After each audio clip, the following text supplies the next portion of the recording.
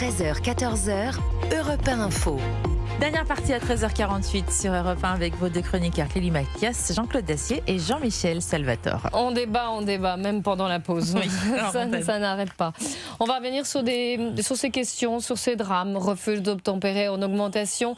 Hier, donc, un élève de 14 ans qui poignarde en rentrant dans la classe. Là, une professeure d'art plastique de 60 ans. Le gouvernement est donc rattrapé par l'insécurité. Et j'aimerais revenir avec vous sur les mots des ministres. Il y a eu bien sûr Laurent Nunez, quand on a eu ces refus d'obtempérer, notamment dimanche. Il a dit « ce n'est pas une situation d'échec », puisque les chiffres sont en augmentation. C'est un constat qu'il y a de moins en moins de respect de l'autorité dans notre pays et qu'il faut la réaffirmer.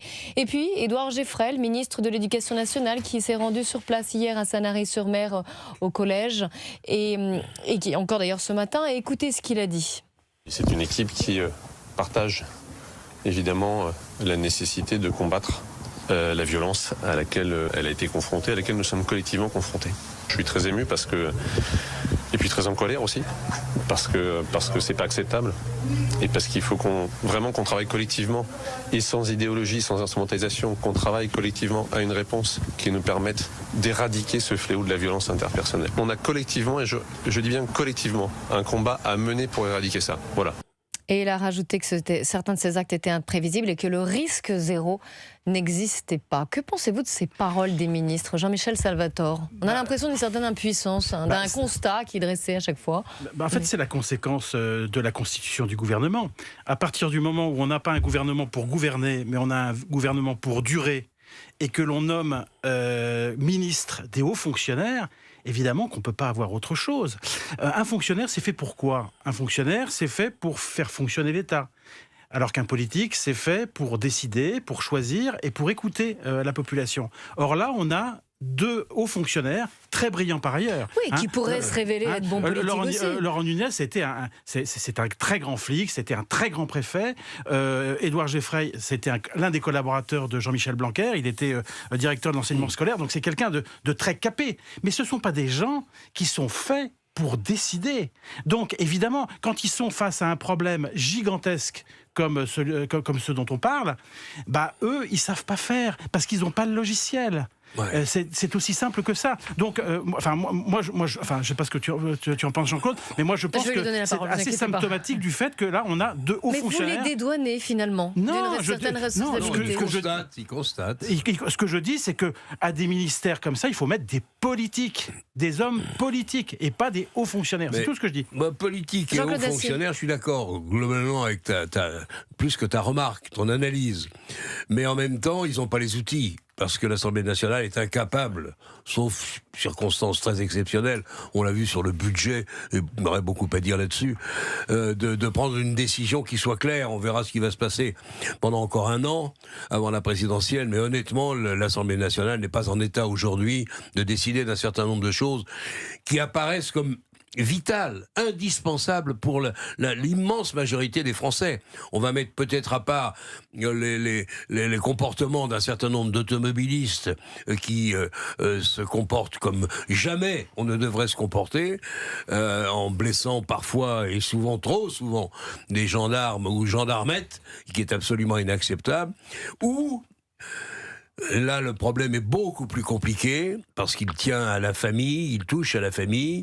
C'est que nos enfants, je le crains, alors qu'on me pardonne d'une analyse qui sera forcément un peu rapide et succincte, mais les enfants d'aujourd'hui ne sont plus ceux que nous avons connus et que nous avons été. Le monde numérique, je ne dis pas qu'il les rend fous, mais il accouche d'un comportement et d'une façon d'être totalement différente de ce que nous avons connu, nous. Soit, le monde n'est plus... ça ne veut pas dire que ça excuse. Le monde n'est plus ce qu'il était, d'accord, mais il n'y a pas toujours eu des hauts fonctionnaires occupant ces ministres régaliens dont vous parlez. Il n'y a pas toujours eu une Assemblée nationale ingouvernable. Et ces problèmes ne datent pas d'hier, ils sont en augmentation. Regardez le gouvernement d'aujourd'hui. De quoi parle-t-il? Du budget, que du budget. Mais ça y est, ça vient, le marathon budgétaire est terminé. On ne parle de rien d'autre. Et finalement, on n'essaye pas de régler les problèmes. Moi, je pense qu'il y a aussi un autre phénomène, si vous voulez, c'est qu'on est en train de payer toutes les additions en même temps. On paye l'addition de la démission de l'autorité, à la fois à l'école et dans la rue, la démission des parents, la démission finalement de l'autorité. On paye aussi ce que disait Jean-Claude, c'est-à-dire les réseaux sociaux partout. Non, c'est-à-dire qu'on n'a rien fait pendant des années. Qu'elle s'installe. Voilà. Oui, on n'a rien fait pendant des années et en fait on paye toutes les additions en même temps, et parce que on est face non pas à juste un problème qu'on va régler par une réforme, on est face à un problème de civilisation d'une certaine façon. Et donc ça se réglera peut-être, mais il faudra une génération pour le régler. On ne va pas régler ça en 2 ans. Regardez simplement les refus d'obtempérer, de s'arrêter. Ça vous vient même pas à l'esprit, et nous non plus. Et heureusement, beaucoup de Français n'y pensent même pas. S'il y a un gendarme qui vous fait signe, vous arrêtez.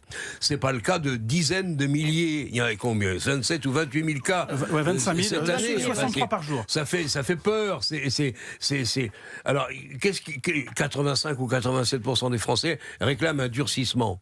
Les peines de prison. Il ne viendra pas, bien sûr. C'est un sondage CSA pour Europe 1, CNews et JDD. 86% des Français. Tout comportement inacceptable à l'égard d'un policier, à l'égard d'un sapeur-pompier, à l'égard de qui vous voudrez, qui représente l'État, devrait automatiquement être puni d'une peine de prison. Ça ne veut pas dire 6 mois, ça ne veut pas dire 1 an, ça dépend évidemment des circonstances.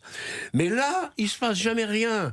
Vous avez des gens qui sont condamnés à 4-5 ans de prison, et parce qu'ils ont blessé un gendarme ou un policier, et qui se retrouvent dehors 5 ou 6 mois après.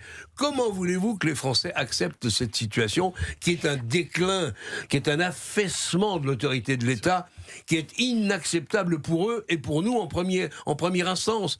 Donc on a un vrai problème, mais encore une fois, on est face à une situation politique. Je ne veux pas accabler le président, mais enfin c'est lui qui l'a voulu. Alors justement, c'est ce que j'allais viser les plus hautes têtes de l'État. Donc est-ce qu'il ne pourrait pas y avoir une impulsion, Jean-Michel Salvatore, de la part du président de la République, ou encore du Premier ministre, ou est-ce qu'il y a de ces côtés-ci, en tout cas, peut-être un manque de volonté ? Mais non, parce qu'on n'a pas l'argent et on n'a pas les outils. Le sujet, c'est les... Mais est-ce qu'on aura un jour l'argent et les outils ? Le sujet, c'est les prisons.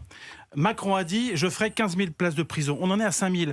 Donc, résultat, les prisons sont pleines. Donc, on ne va pas mettre des mecs qui font des refus d'obtempérer parce qu'il n'y a pas la place. On ne sait pas quoi en faire. On ne sait pas quoi en faire. Donc, les gens qui font des refus d'obtempérer, ils s'en foutent. Ils savent très bien qu'ils vont aller au poste et puis qu'ils vont sortir aussi secs. Alors, ensuite, on peut dire, on pourrait peut-être confisquer la voiture, mais pas la plupart, mais il y en a beaucoup qui font ça avec des voitures volées. Donc, on est face à... Alors, Laurent Nunez a dit, on va poursuivre systématiquement. On va poursuivre et après. Et ensuite, les gens vont être condamnés.